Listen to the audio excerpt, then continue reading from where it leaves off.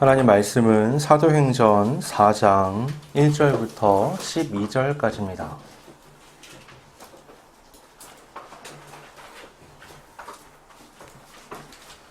사도행전 4장 1절부터 12절까지입니다.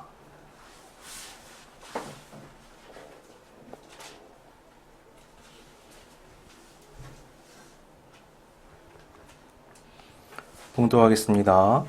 사도들이 백성에게 말할 때에 제사장들과 성전 맡은 자와 사두개인들이 이르러 예수 안에 죽은 자의 부활이 있다고 백성을 가르치고 전함을 싫어하여 그들을 잡음에 날이 이미 저물었으므로 이튿날까지 가두었으나 말씀을 들은 사람 중에 믿는 자가 많으니 남자의 수가 약 5천이나 되었더라. 이튿날 관리들과 장로들과 서기관들이 예루살렘에 모였는데 대제사장 안나스와 가야바와 요한과 알렉산더와 및 대제사장의 문중이 다 참여하여 사도들을 가운데 세우고 묻되 너희가 무슨 권세와 누구의 이름으로 이 일을 행하였느냐? 이에 베드로가 성령이 충만하여 이르되 백성의 관리들과 장로들아 만일 병자에게 행한 착한 일에 대하여 이 사람이 어떻게 구원을 받았느냐고 오늘 우리에게 질문한다면 너희와 모든 이스라엘 백성들은 알라. 너희가 십자가에 못 박고 하나님이 죽은 자 가운데서 살리신 나사렛 예수 그리스도의 이름으로 이 사람이 건강하게 되어 너희 앞에 섰느니라. 이 예수는 너희 건축자들의 버린 돌로서 집 모퉁이의 머릿돌이 되었느니라. 다른 이로서는 구원을 받을 수 없나니 천하 사람 중에 구원을 받을 만한 다른 이름을 우리에게 주시니리 없음이라 하였더라. 아멘. 베드로와 요한이 성전 아름다운 문에 있던 태어나면서부터 걷지 못하던 사람을 예수 그리스도의 이름으로 걷게 했죠. 이 사건을 계기로 베드로와 요한은 솔로몬의 행각에서 당시 성전에 있던 모든 사람들의 이목을 집중받는 그런 상황이 되었습니다. 그때 베드로는 이 모든 일이 자신들이 아닌 예수 그리스도의 이름으로 일어난 일이라고 말했죠. 그러면서 선지자들을 통해서 예고된 이가 바로 이 예수 그리스도다. 특히 모세, 또 사무엘, 아브라함에 했던 예언들을 가지고 와서 설명을 쭉 합니다. 그러면서 자신들은 그 예수 그리스도가 어떻게 죽었고 어떻게 부활했는지에 대한 목격자다, 증인이다라고 말을 하죠. 그러면서 그 죽음과 부활은 다름 아닌 너희를 위한 것이니 너희는 회개하고 하나님의 그 놀랍게 하시는 새로움을 입어라 라고 말을 합니다. 베드로와 요한이 이 말을 한참 하고 있을 때에 제사장들과 성전 맡은 자 그리고 사두개인들이 그 솔로몬의 행각에 이르게 된 겁니다. 그러니까 말은 다르게 되어 있는데 이들은 다른 무리가 아니라 한 무리예요. 그 성전 맡은 자라는 건 대제사장 밑에 있는 서열 2위쯤 되는 제사장이라고 말할 수 있습니다. 사두개인들은 그 제사장 무리 중에서 그 제사장들로 이루어진 사람들인데 이들은 엘리트 집단이고요. 정치 집단이에요. 그러니까 제사장들, 성전 맡은 자, 사두개인들은 다른 얘기가 아니고요. 그냥 한 덩어리입니다. 이들은 한 패예요. 그들은 성전과 성전에서 일어나는 모든 일에 대한 관리, 감독의 권한을 가지고 있었습니다. 그러니까 베드로와 요한을 찾아온 이들은 성전을 중심으로 권력을 쥐고 있는 한 무리가 되는 거죠. 성전이 중심이 되는 이스라엘 사회에서 성전과 관련된 모든 권한을 가지고 있다. 권세가 있다라는 말은 단순히 그냥 성전과 관련된 권한이 있다가 아니라 이스라엘 전반에 있어서 강력한 영향력을 가지고 있다라고 볼 수 있는 겁니다. 오죽했으면 로마까지도 이 제사장 무리들을 통해서 이스라엘의 그 어떤 일들을 이루어 갔던 거죠. 그러니까 이들의 권한이라는 건 상상을 초월하는 막강한 겁니다. 이 사람들이 베드로와 요한이 하는 말을 싫어했다라고 우리 본문이 말하죠. 더 정확하게 표현하자면 그들이 하는 말이 위협적으로 느껴진 겁니다. 그래서 다른 혐의 없이 그 말을 했다는 것만으로 붙잡아서 감옥에 가둔 거죠. 그들이 싫어한 말씀의 내용은 예수 안에 죽은 자의 부활이 있다라는 거였습니다. 이 한 문장 안에는요, 그들이 지금 가지고 있는 그 권한을 무너뜨릴 만한 막강한 힘이 실려 있습니다. 그래서 별다른 혐의가 없음에도 불구하고 급하게 베드로와 요한을 붙잡아서 일단 백성들하고 분리시킨 거죠. 더 이상 그 말을 못하게 만든 겁니다. 그런데 하루가 지났어요.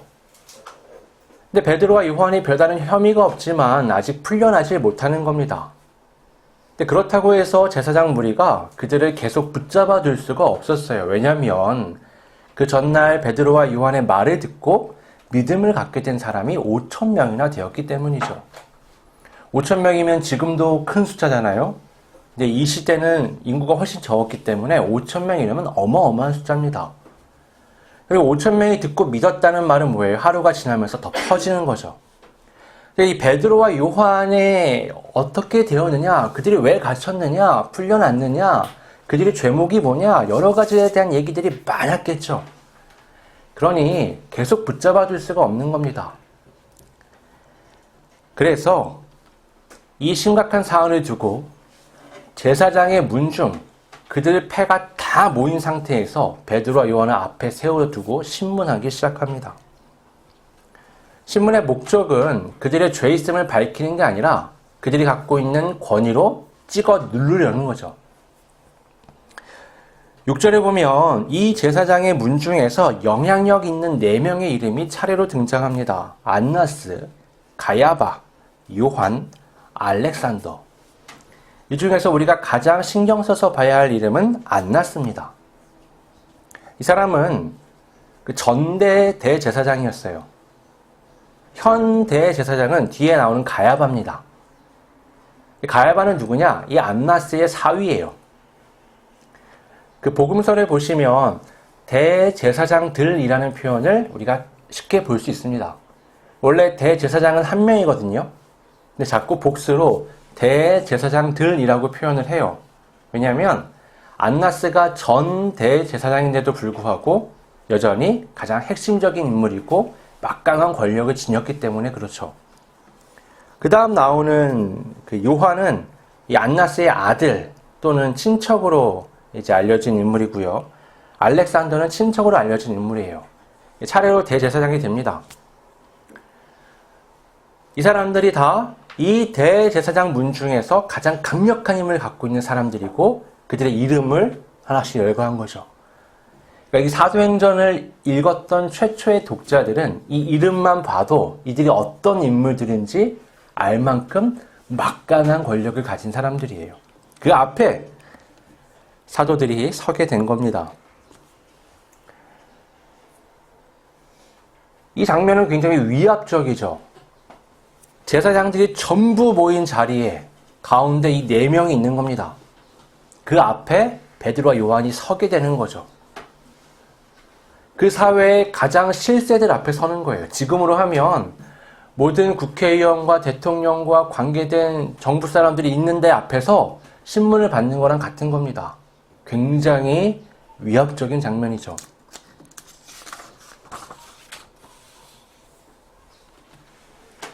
그 앞에서 그들이 이렇게 묻는 겁니다. 너희가 무슨 권세와 누구의 이름으로 이 일을 행하였느냐?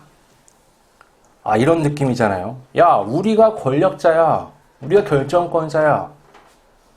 근데 우리 중 누구의 이름도 아니고 누구의 권력도 아닌 걸로 너네가 뭔가를 했어. 바로 우리 구역인 성전에서. 도대체 너는 뭐야? 라고 묻는 겁니다. 이 제사장 세력과 사도들이 얘기를 서로 하게 되는데요. 이 대화에서 키워드가 2개 있습니다. 하나는 성전이고 다른 하나는 이름이에요. 이름은 느끼시겠지만 3장부터 해가지고 계속 이 이야기의 흐름 속에서 이름이라는 게 중요하게 역할을 하거든요. 예수 그리스도 이름으로 일어나 걸어라 또 시작을 해서 계속 그 이름이 중요하게 나옵니다. 성전에 대해서 한번 생각을 해보면 성전의 전신은 성막이죠. 성막은 출애굽 때 지어졌던 겁니다. 이스라엘을 애굽에서 끌어냈는데 그 이스라엘이 하나님의 백성이 되기 위해서는 죄의 문제의 해결이 시급했어요. 죄의 문제를 해결하려고 보니까 두 가지 기능이 필요한 겁니다. 하나는 그 깨끗함을 유지하는 거예요. 그 율법이 주어졌죠. 이건 해야 된다, 이건 하지 말아야 된다. 그래서 거룩함을 유지하도록 기준을 세워주십니다. 근데 그게 잘 지켜지지 않을 때가 많죠. 그러니까 깨끗함을 유지하지 못해요. 거룩을 유지하지 못합니다. 그러면 한 번씩 거룩하도록 씻어내야 되는 거예요. 죄를. 그게 필요한 게 제사 제도죠. 그 제사가 일어나는 공간이 바로 성막인 거고요. 그 성막이 가나안 땅에 들어간 다음에 시간이 흐르면서 다윗 솔로몬 시대를 거치면서 성전으로 전환이 됩니다. 바로 이 성전에서 죄를 씻어내는 거죠. 그리고 그 모든 것들을 관장하는 사람들이 바로 제사장들이었던 겁니다. 형태는 바뀌지만 또 모양도 바뀌었지만 그 하는 일에 있어서는 기능에 있어서는 성전은 늘 똑같았고 그 안에서 일을 하고 있는 제사장들도 같은 일을 했던 겁니다.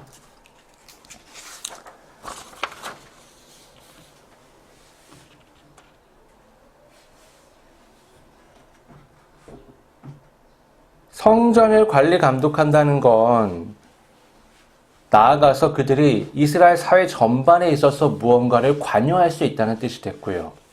그리고 그것은 자신들이 원하면 일을 일으킬 수도 있고 자신들이 원치 않으면 일을 막을 수도 있는 그런 권세가 그들에게 있었습니다. 그 일들을 이루기 위해서는 이름이면 충분해요. 나 안나스야. 나 가야바야. 그 제사장 중에서도 꼭대기에 있는 나 대제사장 누구야 라는 이름 하나면 모든 것이 가능한 겁니다. 그런데 그들의 핵심 지역인 성전에서 자신들의 이름, 자신들의 권세로는 이룰 수 없는 상관도 없는 일이 지금 일어난 거죠. 그 일은 사실 모든 사람들이 바라는 하나님의 임재, 하나님의 회복, 하나님의 재창조를 보여주는 놀라운 사건이었어요. 태어나면서부터 걷지 못하던 40년 이상 된 사람이 걷게 된 거잖아요. 뛰게 된 거죠.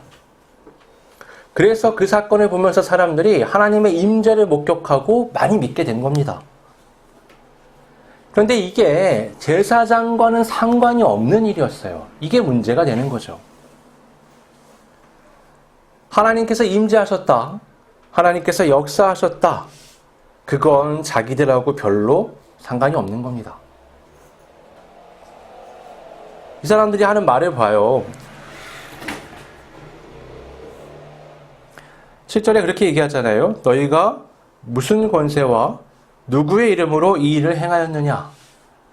여러분, 이 일어난 일은 이 일이라는 말로 그냥 다 간단하게 모아서 넘어가요. 그리고 앞에 뭐가 길죠? 누구의 권세로, 누구의 이름으로, 무슨 권한으로 너희가 이 일을 했느냐? 이 사람들의 포커스는 일어난 놀라운 일이 아니라 도대체 누구의 이름으로, 무슨 권세로 여기에 포커스가 맞춰져 있는 겁니다.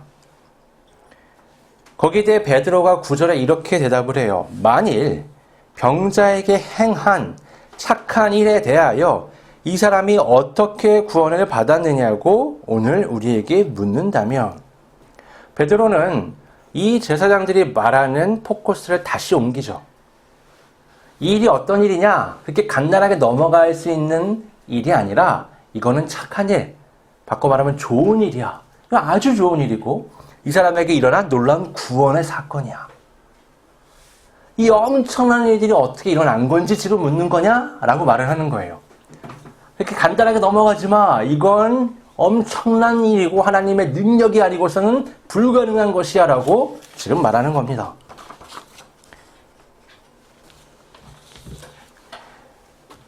이름에 무언가 너무 많은 의미를 두는 건 사실은 성경적이지 않아요. 예를 들면 오늘날에는 그 직분에 너무 연연하는 경향이 있습니다. 우리나라의 문화가 수직적인 그런 문화잖아요. 그러니까 그게 남아있으니까 교회 안에 직분들을 무슨 계급처럼 생각을 하는 거예요.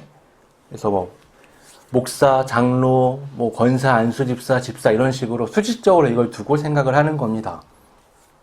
하지만 직분은 그런 거 아니죠. 직분은 말 그대로 그 사람이 하는 일과 관련돼서 주어지는 이제 명칭인 거예요. 목사는 설교를 비롯해서 말씀을 사람들에게 전하고 성도들의 그 신앙 전반을 챙기고 관리할 일을 하는 거죠. 장로에게는 장로의 일이, 권사에게는 권사의 일이, 집사에게는 집사의 일이 있는 겁니다. 그 일이 아닌 직분 자체에 초점을 맞추게 되면 그 직분이 생겨났을 때의 목적과는 다르게 직분에 대한 이상한 관념이 생기게 되는 거죠. 목사가 목사 일을 하지 않는다. 그러면 목사라는 직분은 아무 의미가 없죠. 직분 그 자체가 목적보다 우선될 수는 없는 겁니다. 여러분, 우리에겐 사실 성도라는 가장 좋은 표현이 있어요. 예를 들면 저는 교회 안에서 목사죠. 근데 교회를 나가면 저는 목사가 아닙니다. 밖에 나가서 내가 목사 일을 하는 게 아니잖아요. 근데 교회 안에 있을 때나 밖에 있을 때나 저는 성도죠. 성도라는 건 이제 거룩하다라는 뜻인데 그건 내 의가 아닌 우리 주 예수 그리스도의 십자가의 대속을 통한 하나님의 의로 내가 거룩하게 된 거예요. 그게 내 인생에 있어서 정체성이 되는 거죠. 그리스도인이라는 표현과 함께 이 성도라는 표현이 나의 정체성을 드러내는데 아주 좋다라고 저는 개인적으로 생각을 해요.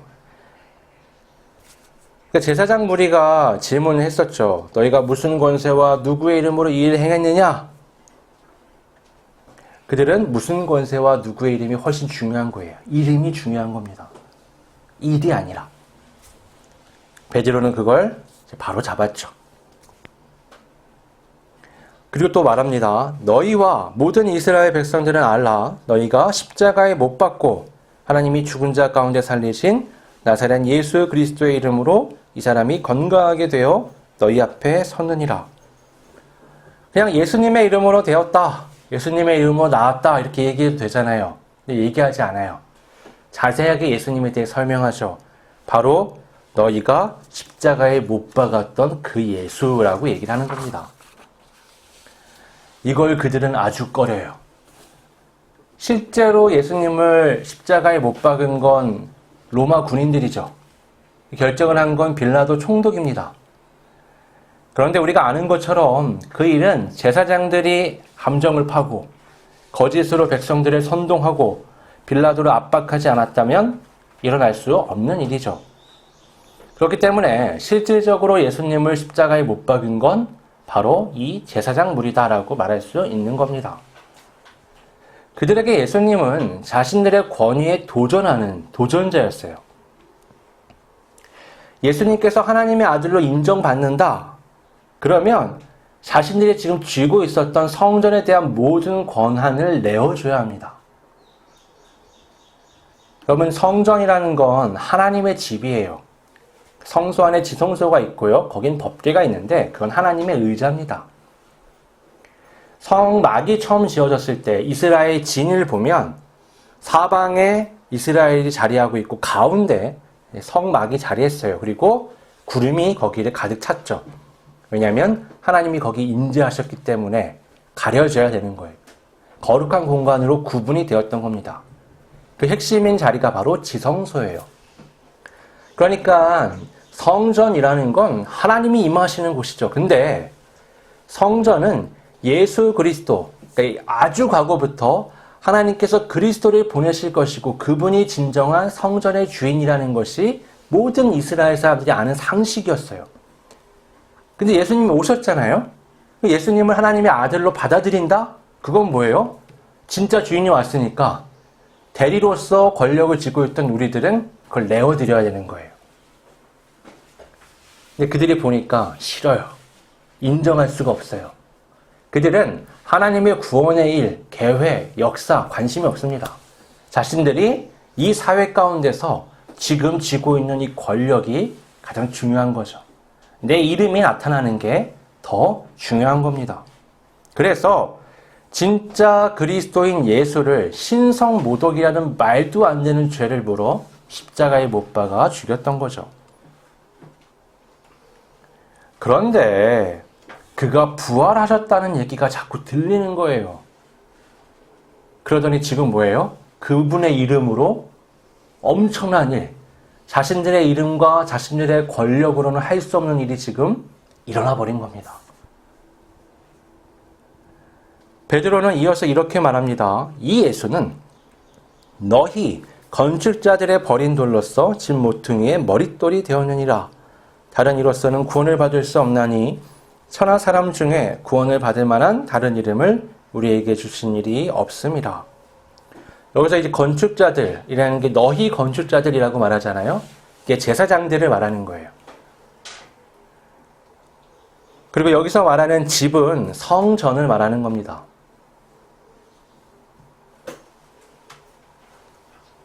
제사장들은 성전을 관리하잖아요. 그들은 이 성전을 통해서 하나님의 일을 이루어야 되는 사람들이었어요. 그러니까 성막이 성전이 되고 그 1차 성전이 무너지고 다시 2차 성전이 되고 지금 증축돼서 이 시대에는 그 헤롯이 만들고 있던 성전이 계속 진행 중이었어요. 근데 역사적으로 보고 의미적으로 봤을 때 성전은 계속 지어지고 있는 겁니다. 무슨 의미냐면 예수 그리스도를 통해서 구원이 완성되는 날을 위해서 성전이 계속 지어지는 거예요. 성전의 기능이 죄를 씻는 거라 그랬잖아요. 예수 그리스도 때 그게 완성이 돼요. 모든 사람의 죄가 완전히 씻어지는 일이 일어나요. 그래서 예수님을 참 성전, 참 이스라엘이라고 부르는 겁니다. 그 예수님이 오심을 향해서 성전이 지어져 가는 거예요. 여러분, 성전 같은 건물은 뾰족하잖아요. 그런 건물을 지을 때는요, 맨 밑에 지을 때는 가장 평평하고 평범한 돌을 찾습니다. 그래서 모양이 특이한 돌은 버려버려요. 근데 이렇게 짓다 보면요, 위로 올라갈수록 평평한 모양의 돌이 아닌 특별한 모양의 돌이 필요하게 됩니다. 가장 꼭대기에는 그 모양을 딱 맞추기가 힘든 가장 특별한 돌이 필요해요. 그래서 처음에 버렸던 그 돌을 찾는 거죠. 그래서 그 돌을 올리는 겁니다. 지금 베드로가 하는 말이 그 말이에요. 야, 너네가 니네 성전 짓는다고 예수를 버렸잖아. 근데 사실 그는 가장 꼭대기의 머릿돌이 되는 특별한 돌이었어.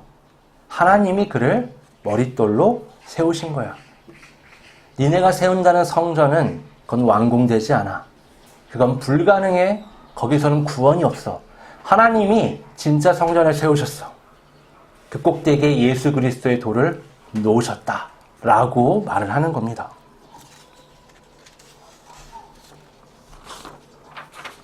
바로 그 이름이 지금 그 아름다운 문에 있던 사람에게 일어난 놀라운 구원 역사를 이루었고, 또 그 소식을 들은 많은 사람들에게 구원을 주는, 또 인류에게 구원을 주는 하나님의 놀라운 죄 씻음의 일을 일으키는 그 이름이 된 거예요.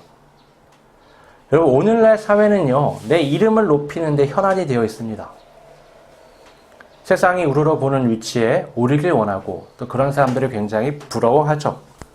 사실 그건 어떻게 보면 자연스러운 일이기도 합니다.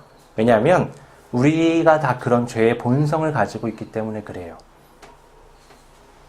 우리 아담 때부터 하나님의 자리까지 탐했던, 가장 높은 곳에 오르지 않으면 성이 풀리지 않는 그런 욕망을 가진 사람들입니다. 그러니 우리끼리 모아놓으면 얼마나 심하겠어요. 여러분, 절대 사람은 사람을 인정하지 않아요. 아무리 대단해도 끌어내리려고 하고요. 자기는 엄청 과장되게 부풀려서 올라가려고 합니다. 더 큰 문제는 그 모든 과정이 죄로 물들어 있다는 거예요. 감옥만 가지 않으면, 아니 법만 피해서 눈만 피할 수 있으면 모든 방법을 동원해서 그 위치에 오르려고 하는 겁니다. 여러분, 오늘날도 그렇지 않아요? 우리 그렇게 공정해야 된다고 얘기하지만 뭐 공정한가요? 사교육 한번 생각해 보세요. 그거 그냥 안 하면 되잖아요. 다 같이 오늘부터 안 하고 공교육으로만 우리가 공평하게 경쟁을 합시다. 안 돼요. 불가능한 거예요. 모두 다 오르려고 하는 강렬한 욕망이 있기 때문에 뭐라도 더해서 우위를 점하려고 하는 거죠. 손에 쥐기 위해, 오르기 위해, 갖기 위해, 해내기 위해 할 수 있는 모든 걸 하는 겁니다. 모두가 그래요. 나도 그런 거죠. 그러나 성경은 오늘 말씀합니다. 그 명성, 그 권세, 그 이름은 그거는 능력이 없어요.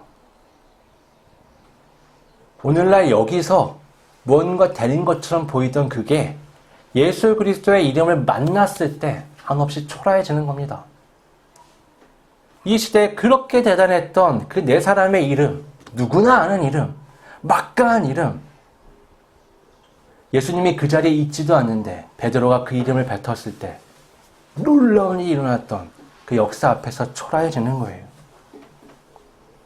애들을 키울 때요, 자꾸 커서 뭐가 될래? 커서 뭐가 되라? 이런 얘기를 자꾸 합니다. 그러면서 세상의 높은 자리, 높은 이름, 특별한 모양에 관심을 두고 쫓아가게 만들어요. 그러나 사람은요, 여러분 특별히 뭐가 돼야 되는 사람이 아닙니다. 그런 존재가 아니에요. 우리는 이미 태어나면서부터 하나님의 형상을 가진 특별한 사람입니다.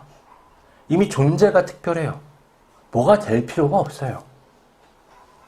하나님의 형상으로 창조됐는데 거기에 뭘 더할 수 있겠습니까? 중요한 건 뭐가 되는 게 아니라 하나님의 형상으로서 어떻게 사느냐예요. 어떻게 살 거냐라는 게 관심을 둬야 될 부분이죠. 여러분, 제사장 무리도요, 예수 그리스도도 각각의 권세가 있는 이름이 있었어요.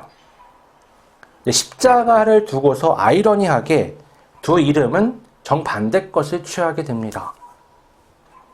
제사장 무리는 그 권세를 이용해서 예수를 십자가에 죽이죠. 살인을 합니다. 그리고 자신의 권세를 공고히 여기죠. 예수님은 하나님의 아들이란 권세를 갖고 계셨는데 십자가에 죽으셨어요. 그래서 사람을 살리셨죠. 막강한 이름을 가진 두 권세인데 한쪽은 사람을 죽여서 나를 살리고요. 한쪽은 나를 죽여서 사람을 살립니다. 얼마나 큰 이름을 가졌느냐, 얼마나 막강한 권세를 가졌느냐, 내가 어떤 사람이냐라는 건 중요하죠. 근데 그렇게까지 중요한 게 아니라 그걸로 뭘 할 거냐라는 게 중요한 거예요. 여러분, 우리가 세종대왕이라는 분을 굉장히 높게 여기고 칭찬하는 이유가 뭐예요? 그 대왕이라는 칭호는 나중에 생긴 거잖아요. 왕이 얼마나 많았어요. 이순신 장군 같은 사람을 왜 나라의 중앙에 상을 세워놓고 우러러봅니까? 장군이 얼마나 많았는데요. 이분들의 이름이, 이분들의 지위가 무엇이었느냐라는 것 때문에 우러러보는 게 아니잖아요. 그분들이 그 안에서 뭘 했느냐라는 게 남아서 이제까지 우리가 우러러보죠. 우리가 예수님의 하나님의 아들이기 때문에 우러러보는 거예요? 아니잖아요. 그분이 하나님의 아들이심에도 불구하고 이 땅에 오셔서 나라는 사람의 그 죄를 짊어지고 십자가의 길을 걸어가셨기 때문에 우리가 이렇게 칭송하고 우러러보는 거죠. 어떤 이름과 어떤 권세, 무엇이 될 것이냐라는 게 아니라 그걸로 뭘 할 거냐, 어떤 인생을 살 거냐, 어떤 족적을 남길 거냐라는 게 우리에겐 중요한 문제가 되는 겁니다. 오늘날 많이 오해하는 것 중에 하나가 기독교 신앙을 보수적이라고 생각하는 거예요. 그냥 뭐든지 덩어리가 크면 보수적으로 변합니다. 교회도 그렇게 된 것 뿐이지 성경이 말하는 건 급진적이어도 이렇게 급진적일 수가 없어요. 여러분, 예수의 이름은요, 당시의 제사장의 이름과 충돌했어요. 몇천 년 동안 이어져 오던 전통과 충돌했습니다. 다 뒤집어 버리는 거예요. 여러분, 오늘날 예수의 이름은 여전히 급진적입니다. 오늘날 세상은 변하지 않았어요. 여전히 내 이름을 높이고요, 내 이름을 나타내고요, 무엇이 되어서 비교 우위를 점하느냐에 많은 관심을 두고 있어요. 그러나 예수의 이름은 그렇지 않아요. 그게 아니라 뭘 할 거냐. 내 인생이 꼬꾸라지는 한이 있어도 내가 십자가의 죽음을 맞이한다고 할지라도, 내 인생이 빛나지 못할지라도, 내가 하나님 나라 안에서 뭘 할 거냐? 라는 데 포커스가 맞춰진 거예요. 그러니 세상이 감당치 못하죠. 이해하지 못하죠. 바보같이 여기죠. 어리석다 말하죠. 너무 급진적이니까 세상이 받아들일 수가 없는 겁니다.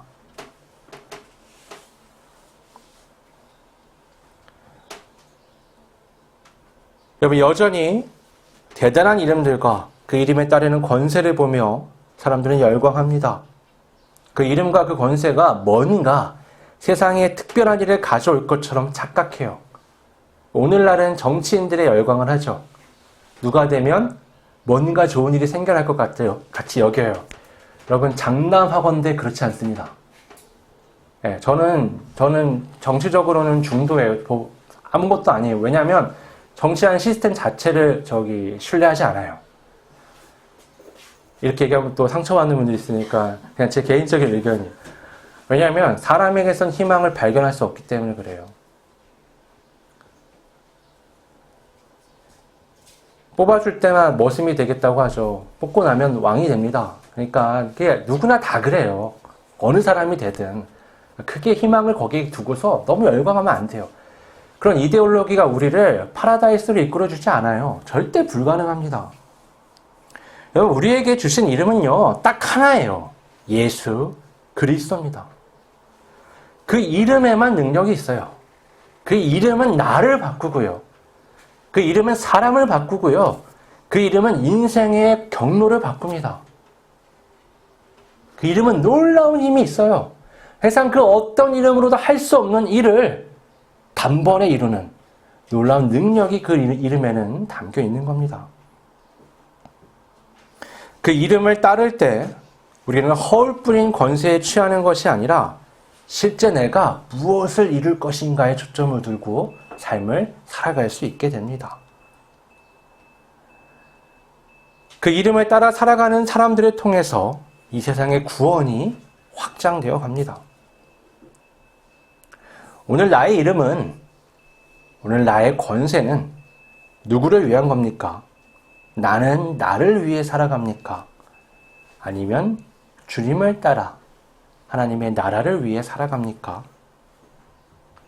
내 이름이 아닌 예수의 이름을 따라 그 이름을 통해서 무엇을 할지 고민하며 하나님이 인도하시는 삶을 살아가는 우리 모두가 되기를 바랍니다. 기도하겠습니다. 아버지 하나님,